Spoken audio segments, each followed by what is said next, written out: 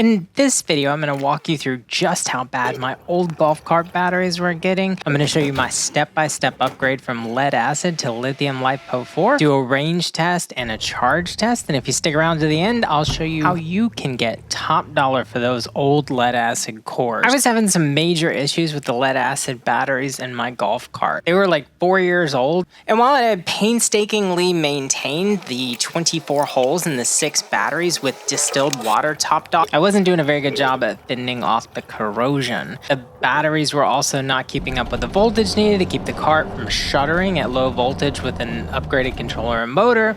I had upgraded my gearbox and I threw on some 23-inch tires and a 6-inch lift, so the batteries really weren't in top shape and I wasn't getting good performance out of the cart. It's been long due for an upgrade. So I reached out to Epoch Batteries to see if they'd be interested in collaborating with me on an upgrade video. And not only were they generous enough to quickly send over a 120 amp hour battery kit that you're going to see in this video, they also sent over their newer 100 amp hour and their massive 160 amp hour kit as well. It was like Christmas morning when everything arrived via freight at the beginning of the month.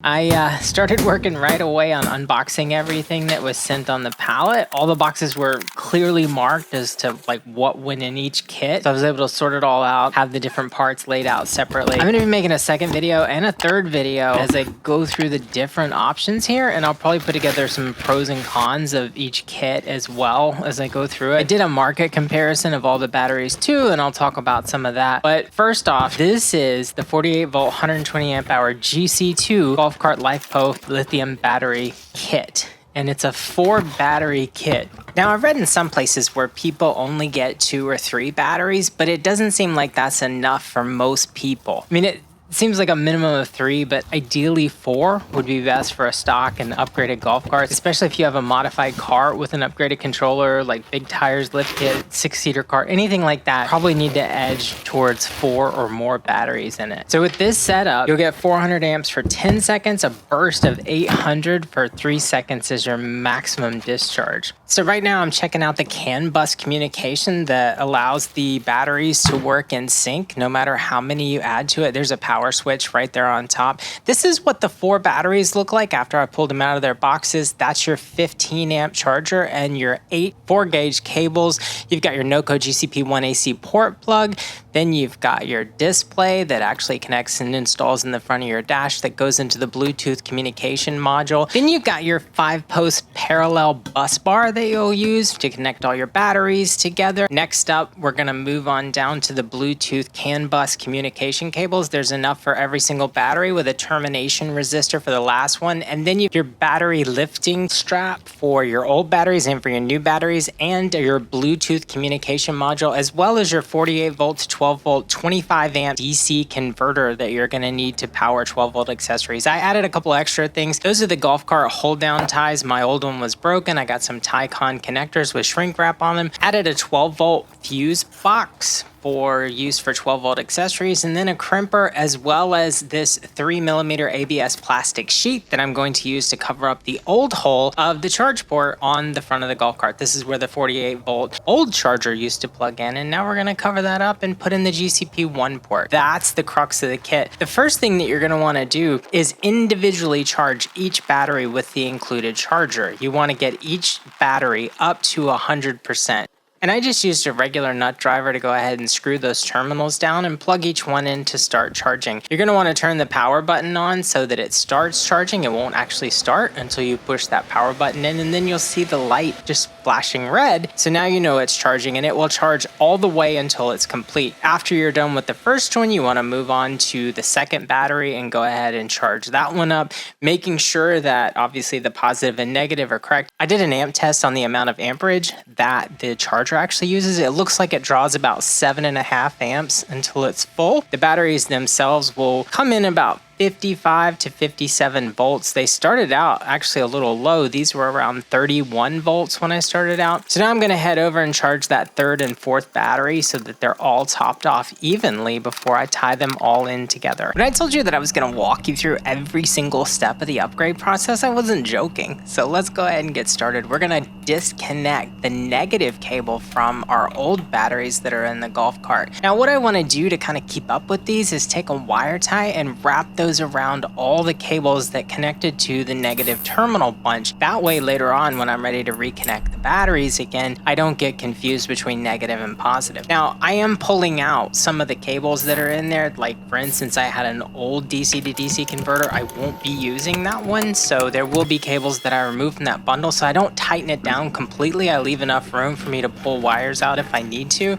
Next up, I'm gonna take a wrench and I'm gonna loosen all of those top posts except for the ones that are completely corroded through, and I just have to pull those off without being able to loosen any kind of nut that's on top of there. But I'm gonna take these old 2-aught cables out. I don't actually need them anymore, and there's the broken battery hold down piece that I was telling you about. I ordered that replacement off of Amazon. It was pretty cheap, and it's gonna allow me to clamp down the new GC2 batteries when I get those back in. I accidentally dropped one of those 2-gauge cables down behind. I'll have to grab that later, but let's go ahead and get that included strap that they gave us and use it to lift out these old 63-pound batteries that are in here. I didn't want to lift them twice, so I went ahead and put them straight in the back of the car on top of some boxes so that none of that acid and corrosion would get down on the carpet, and that would allow me to take them back to get a core deposit back on them. And I'm going to cover later where I got top dollar for that. Next up, I'm going to take this wire brush on the end of an impact drill. Doesn't matter what kind of drill, just a wire brush. And go ahead and brush down all of that battery tray in there because there's acid and corrosion on top of it, and it's kind of rusted. Mine wasn't in bad shape, so I took some boxes, I put them down beneath it, and I took some Rust-Oleum spray, and I'm just spraying the entire battery tray down, and I'm gonna recoat it in this black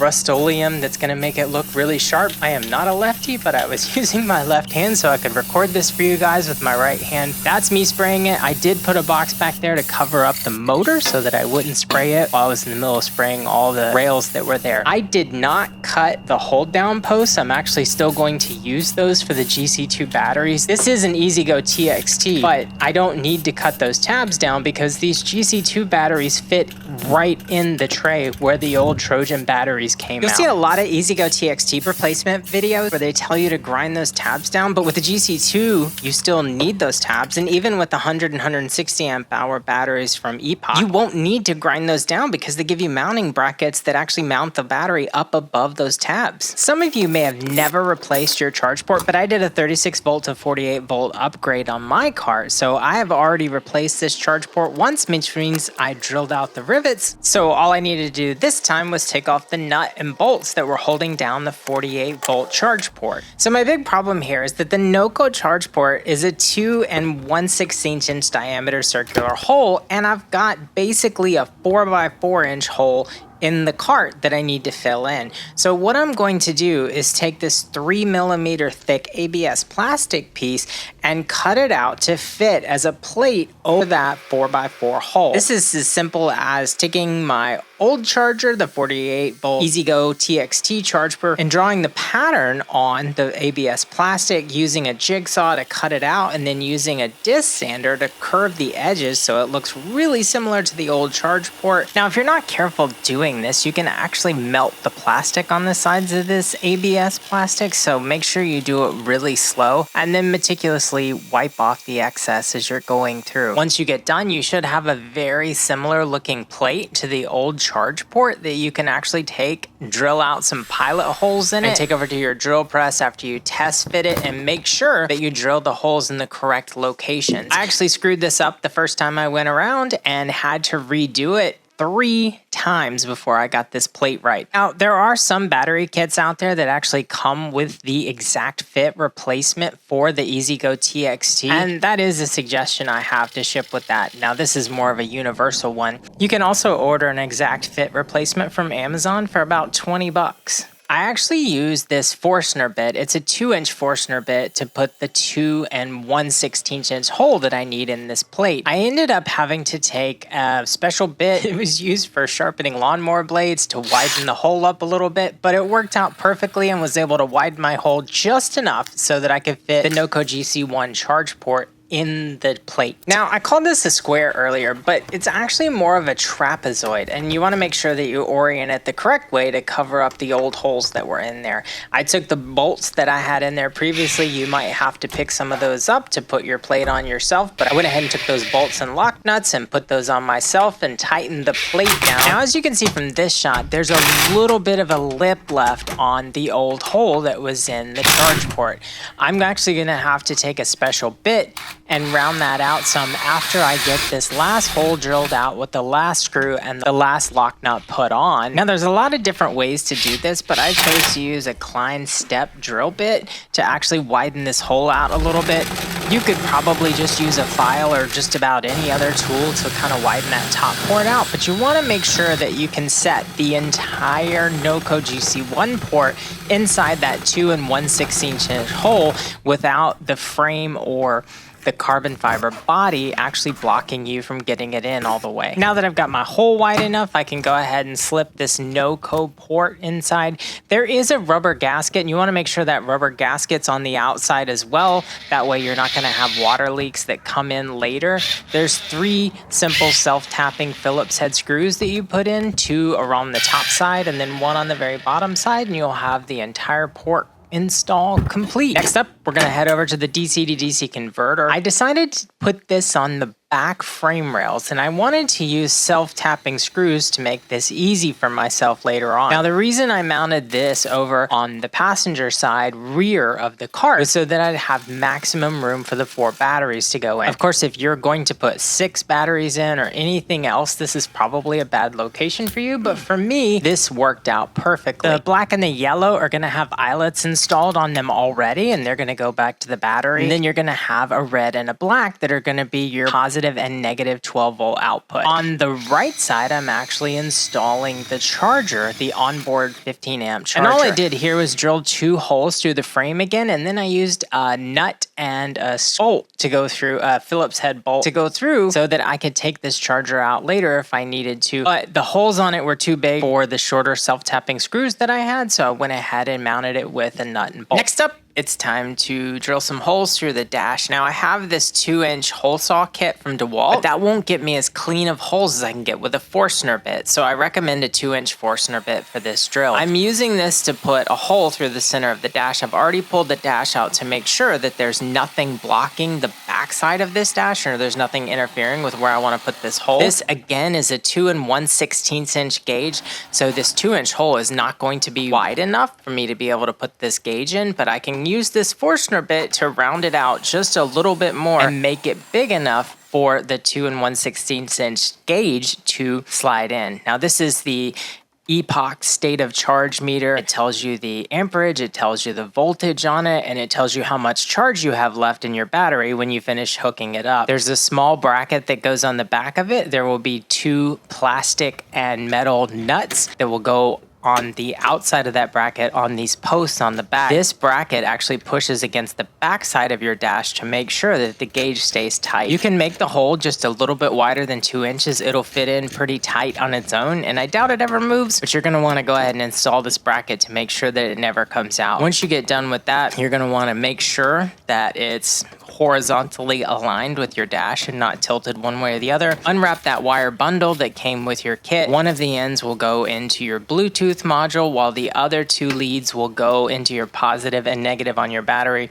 You're going to run this up underneath your golf cart and then plug in this, what I believe is a 6-pin wiring harness, into the back of the state of charge meter on your dash. Next up, I'm going to connect up my charger. This is the end of the 15-amp charger connection. Those 2 leads will also go to my batteries. Now that I've got my charger leads, I've got my state of charge meter that I'm going to use, and I've got 12-volt DC converter all set to be able to connect up to my bus bar. So I'm going to start the install of the batteries. These batteries each weigh 33 pounds. There is a strap that Epoch included with the kit for you to lower the batteries into your golf cart. There's only 4 of these, so I'm looking at roughly 130 pounds versus just shy of 400 pounds before, so we're dropping a lot of weight on these.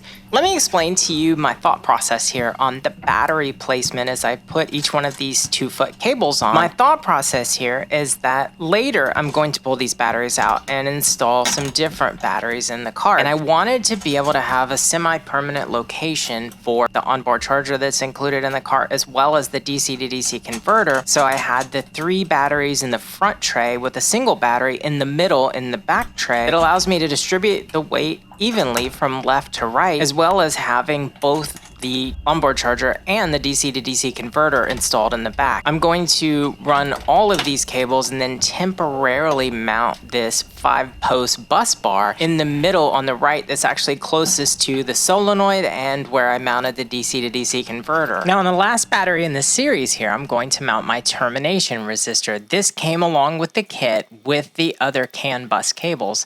And what I'm going to do from there is use the other port on that last battery to connect to the next battery, to connect to the next battery, to the next battery until I'm completely done, and I can use that last cable to connect into the end of the Bluetooth wiring harness that comes with the kit. Now you can see me screw it down to that last battery there, and the other end goes into the Bluetooth, and then the part from the dash, so this is the CAN bus cable that comes from the dash, is going to go into the other end of the Bluetooth module. Those are all clearly marked on the side of the Bluetooth module, and you'll take those wires and you'll want to make sure that you wire that into your battery bank on your 5-post bus bar. I'm just going to go ahead and say it. This bus bar was probably the most painful part of the entire install process. And it's simply because I had to undo each one of these posts on the bus bar and line up each one of these cables onto each single post of the positive and negative on the bus bar and make sure that all the wires stretched all the way. The first time I wired it up, I actually didn't do it correctly because on that middle post that you see right there, you want your connections to your charger, to your solenoid, to all of your other 12-volt accessories, and not on the end post. This actually is not just for electricity transfer reasons, but because you cannot put the case over the top of the bus bar if you put all those connections on the end post. It has to be in the middle where it's got a little bit of room for flexibility, and then the case can actually cover on top of the bus bar. You see, I lined it up there. It doesn't fit. It won't fit with all of those connections on one end. So I had to redo this. I had to take all those posts and connections off and then move the middle cable out to the end and move all of those connections to the middle post on the bus bar. I'm glad that you are able to learn this before you make the same mistake I did, so you won't have to redo this part of it. Now, the way you line your cables up on that post does matter. That very first cable that's closest to the bus bar, you want to go to your solenoid positive on the positive side, and then you're going to wire up the rest of your connections. Don't forget your DC to DC converter, your gauge connection, and your connection to your Bluetooth module. If you're doing this wiring on an EZGO TXT, like a 36 volt or a 48 volt cart, you will have a reed switch wire that came from your old charge port that you need to connect to a positive terminal on the bus bar. I will say that the gauge that they send you is rated for any power source from 9 to 72 volts. So I simply connected my gauge straight to the bus bar. In the wiring diagram, they actually recommend you connect that to the 12 volt DC to DC converter. And that's a good option that will allow you to use the key switch to turn the gauge off when you're not using it. I will say that the batteries do time out. They'll turn off by themselves in a simple press of the gas or surge of electricity from the golf cart will turn the gauge back on. For me, I just wired it straight into the 48 volt bus bar. Now the last side of this was going to get the B negative cable from the group of negative cables that I had tied together when I originally uninstalled the batteries out. That B negative cable goes first on the terminal post, and then you need to connect up the rest of your negative accessories on there, including the Bluetooth controller, your DC to DC converter, your meter cable, and any other accessories that you might have before putting that final nut on. Again, make sure that you're using the center post on both the positive and the negative bus bar so that you can fit the cover onto the bus bar case that goes on there. Without this, you'll be leaving your bus bar unprotected and it will be able to short out if it happens to touch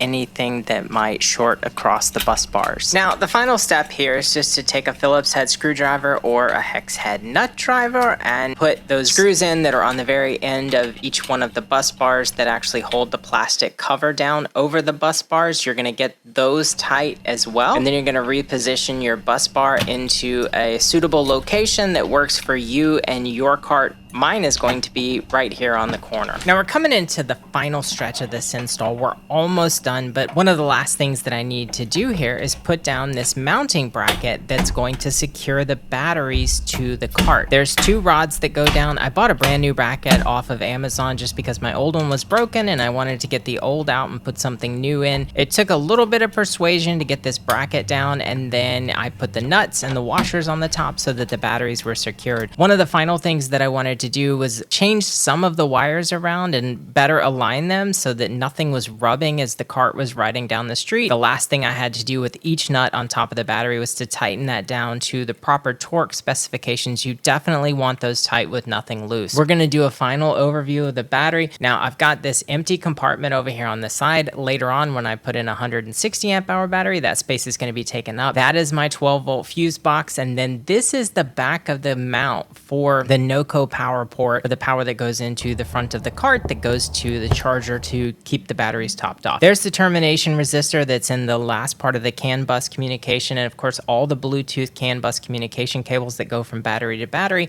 as well as all of the 4-aught cables that connect each one of the batteries to the bus bar. Finally, we do have the Bluetooth module mounted, and I've got the bus bar wire tied to the sides of the batteries to hold it up, because again, this is not a permanent installation for me. This is just something that I was doing to film to show you guys what this was like with the 4 LifePo batteries. Next, we're going to use the power switch on each battery and turn every single battery on. We want to see that green light come on when we turn the batteries on individually. There's 4 buttons obviously for the 4 batteries. They're all going to power up, and then we look over at our gauge and we have 100% on there. I can see that there's a tiny amp draw on here, and it may be because I have a light on or something. Finally, I'm going to flip that run tow switch, and then I'm going to do a quick test to make sure that the solenoid trips. Now, the first time I tried this, it didn't actually trip, and there's a really simple explanation for that. You have to have the forward reverse switch in a position that's going to allow the cart to move forward or backwards to test it out.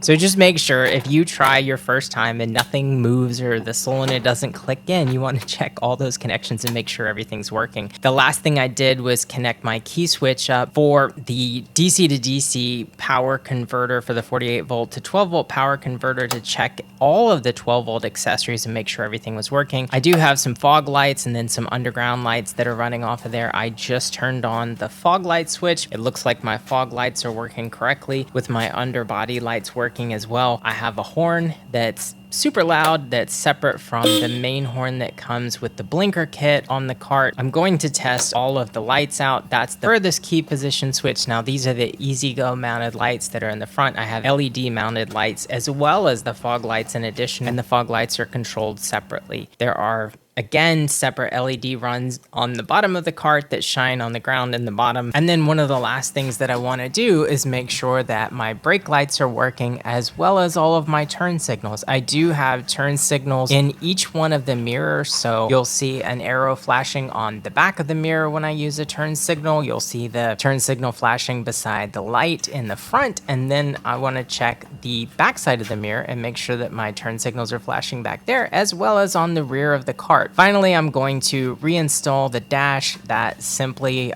5 screws for me. There's 1 screw on each side. I have a carbon fiber dash insert that covers up the cup holders that are in there, and then make sure that none of my connections came loose when I reinstall the dash. I'm going to take it out for a quick run, make sure everything's working, and then I want to test out a charge and see how she looks. So I took a beefy extension cord and plugged it in there, and as I said earlier, it only runs about 7.5 amps, so it's not not a big deal. But when you do plug it in, you can hear that fan kick on and you'll see that light flashing red. I'm going to watch it as I've taken it out for a few drives and then take it out for a complete range test. Now this went, you can see the distance ticking up on the right side. I actually went for a 20-mile range test. I recorded the entire thing as well as used the speedometer for the entire thing. My max speed on the right side, you can see I pegged 32 miles an hour as I was traveling for this range test. I ended up ultimately with 20 miles on these 420 amp hour 48 volt Epoch batteries inside my golf cart. I will put a link to this kit in the description below and in the comments if this is something that you're interested in picking up. I love this kit. I turned back on the duration again. You can see I'm just a shade over 20 miles and I got right down to 50%, which tells me that the total cart mileage that I'll probably get out of this with a modified motor and a modified controller is roughly 40 miles before hitting zero on the battery capacity. I'm going back through the full charge process. I charged it from 50 to 100%, and you can see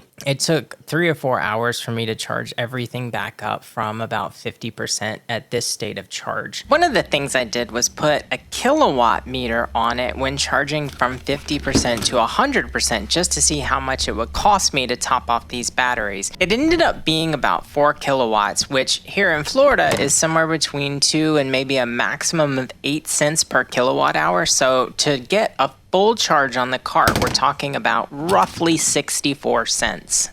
And finally, before we get into how I got the maximum amount of money for my cores, I want to talk about the Epoch Pro battery app that comes with the Epoch GC2 batteries. You'll open that app up and then you'll pick your Bluetooth module, which in my case is this 0010 module. It was the only thing that was listed there. I didn't have to pair to it separately. It just came up. The state of charge meter immediately comes up and you'll see that these batteries had 65%. You can go to details and get individual details about all 4 batteries, and I'll get into that in just a second. But here on the main system info screen page, you can see that I have a capacity of 120 amp hours and a total voltage of 53.2 volts on these batteries. You'll also be able to see the temperature recorded in Celsius down in the very bottom center, as well as 1 serial and 4 parallel configuration for this battery set. So it tells you exactly what your configuration is. Then if you jump into the details of the batteries, I can actually go through each battery, look at all the cells for the batteries, and then see how many times the batteries have actually cycled. So I've charged each one of these batteries 3 times, all at once, but 3 times. So it counts each charge as 1 cycle, and every single battery has 3 cycle charges on it. So you can get really deep, detailed information and battery health information out of the Bluetooth app. One of my last tips is where I took my old core to get the most money. Now I called around, I called Advanced Auto, I called AutoZone, I called O'Reilly Auto Parts. All of them would give you credit, in-store credit for your cores, but some even had limits. You could only bring in 2 a day or 4 a day. Interstate Batteries actually gave me cash and they didn't care how many cores I brought back into them. So I brought all 6 cores back to them, and that was by far the best deal I could find in my area. Let me know in the comments below if you found a better deal. When it comes to lithium battery conversions for your golf cart, I did a bunch of research on different companies, and Epoch was definitely one of the best ones I've found. They make really 3 different versions of this, and they all come with kits that are customizable for your golf cart. But if you're looking for that sort of Trojan lithium battery replacement, you want to look at this Epoch kit. It is one of the lighter weights. It's got one of the higher amperages for it with a 3-second 800 amp hour burst and a 10-second 400 amp hour burst. Plus, it's way lighter and it's a great fit and comes with all the accessories that you need to be able to complete your lithium conversion. If you're looking for that single battery kit, that's going to be the next video that I'm making. I've got the 100 amp hour and the 160 amp hour battery conversion kit coming up, and I'll have that video for you soon. Thanks for watching. Please like and subscribe for more.